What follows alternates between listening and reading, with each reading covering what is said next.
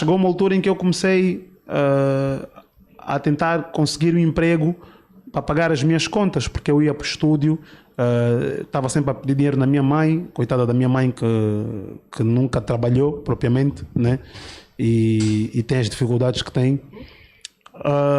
Então arranjo um emprego como garçom num restaurante perto da tua banda, na moto, em frente à universidade, depois da ponte. Ok. Aí no Marcos, né? Não, Agostinho Neto. Em frente à Universidade de Agostinho Neto. Aí é Marcos. Eu nunca disse isso, né? Não, nunca me disse. Eu trabalhei aí, mas... Você ocultou esse lado negro da história. Mas olha, Mas qual foi a experiência? Tipo, como é que foi essa experiência? não, eu vou te contar aqui de forma rápida só para O homem das bandejas. Eu atendia as mesas e como era um restaurante novo e tinha pouco pessoal, eu também fiz serviço de caixa. Estás a ver? E estava a aprender e tal. Lá está o meu problema de lidar com as pessoas. O meu problema de ansiedade era horrível para mim. Era um sacrifício do caraças. Eu todos os dias chegava lá, na porta era fixe. Tu sentavas com os colegas antes de abrirem um restaurante e conversavam.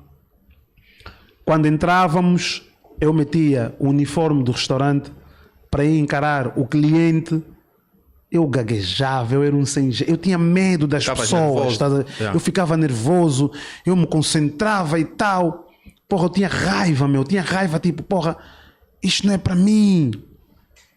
Mas isso para mim foi um aprendizado. Esse medo me fez bem porquê? Porque eu tirei minutos durante o tempo que eu ia para o serviço para pensar, e ali naquele mesmo timing fui percebendo várias coisas. O comodismo. Muitas pessoas, infelizmente, acabam por ficar em trabalhos que eles não são felizes porque eles ficam acomodados, eles não acreditam que existe mais lá em frente. O medo também de arriscar, né? O medo de arriscar. Eu tinha um colega que eu já estava no Mútuo e ele estava a viver aqui na Mutamba, perto da zona em que eu vivia. E nós descíamos sempre juntos. Há alturas em que nos encontrávamos juntos, aliás, para subir juntos para ir trabalhar. Entretanto, eu conversava com ele já na segunda semana. Pô, man, vou abandonar esse mambo. Ele dizia, não, ele era meu mais velho. Não faz isso, boy. É emprego, tens que aceitar. Ele tinha mulher e tinha 1 ou 2 filhos na altura, não lembro-me bem. E eu dizia sempre, não, isto não é para mim. E eu olhava para ele e falava, isso também não é para ti. Mas ele não tinha a mesma visão. Ele achava que aquilo era a cena dele. Estás a ver? E há aqui uma parte curiosa dessa história. Então, eu sempre falava com ele. Não tinha o meu primeiro ordenado. Então eu começava a pensar, se eu sair daqui, o que é que eu vou fazer? O que é que eu vou dizer à minha avó? Eu tenho que ter um plano para ela ficar confortável. Porque foi uma alegria quando eu consegui esse emprego para a minha avó. Eu senti ela feliz e com orgulho de mim. Porque a minha história com os meus familiares diz muito isso. Estás a ver? Minha mãe é semi-analfabeta, estudou fez a 7ª classe, depois tentou entrar no ensino primário há alguns anos, há bem pouco tempo. Eu sou um filho bastardo, meu pai não quis me assumir e eu lembro-me que quando a minha mãe esteve grávida, o meu avô lhe expulsou de casa. Então foi difícil para minha mãe, que padece de uma doença.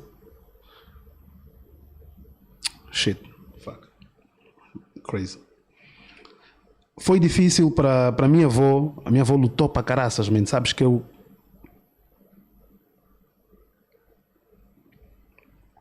cresci a ver a minha mãe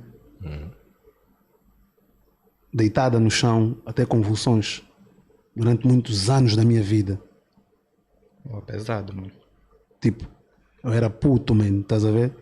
Eu estou a ver a minha mãe ali, a espumar pela boca. Era a minha avó que estava sempre lá. Porra, minha avó, esquece, man. Minha avó é minha mãe, né? Minha mãe é minha mãe. A mãe da minha avó é minha mãe. Eu chamo a minha avó de mãe. Eu vi as minhas cotas. Sempre que a minha mãe tinha um ataque, a cair. E eu puto. Tipo, Isso para mim é forte, porquê? Porque eu olho às vezes as minhas filhas olharem para mim. Elas olham para mim do mesmo modo, elas olham para mim, só sabem que o pai é esse. E eu sabia que a minha mãe era aquela. Estás a ver? Yeah. E era a minha avó. Meu avô estava lá, né? Nem quero ser injusto e fazer aqui um comentário, mas era a minha avó. Pai e mãe de um lado para o outro.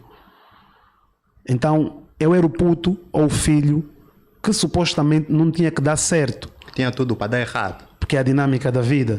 Yeah. Né? Yeah. Meus cotas bazaram, deixaram-me ali. Ou seja, o dinheiro serviu para mandar o meu cota mais velho e depois o meu cota puxou o mais novo. Eu era neto. Não era propriamente a primeira opção, né? Eu também não fui a última, mas foi exatamente assim. Então, essas vivências, experiências, todas elas dramáticas, quando um gajo consegue o emprego, a minha avó sentiu, ok, ele está a crescer, estás a ver? Yeah. A primeira pessoa que sempre acreditou em mim é a minha avó. Eu até pus na rima, pus algumas vezes a minha avó. Então ela ficou orgulhosa. No momento em que eu estava indeciso, eu pensava na minha avó, o que é que eu ia dizer à minha avó? E pensava também na minha mãe, como é que vai ser e tal. Mas eu tive que me sacrificar. Tive que me sacrificar e acreditar em mim. Porque o ponto forte para a evolução é credibilidade em ti próprio. Se tu não acreditas, os outros não vão acreditar. Tu tens que acreditar para transmitir isso ao resto à tua volta. Então um gajo, ok, vou sair desse mambo. Eu saí de lá quando recebi o meu primeiro salário, corri. Juro. Não, corri mesmo, atenção. Mas ninguém pagavam fixe? Eu recebi 75 mil kwanzas em 2009 e eram 750 dólares. Era um cake considerável. Era um bom dinheiro. Era o que é que fez? Por um salário, né? Naquela altura, acreditem que eu corri. Eu lembro-me que eu olhei para trás e disse, porra, nunca mais. Mas tipo, pegaste no comum, Um mês, em vez de queres fazer apenas mambo um com mês. aquele cash, ou...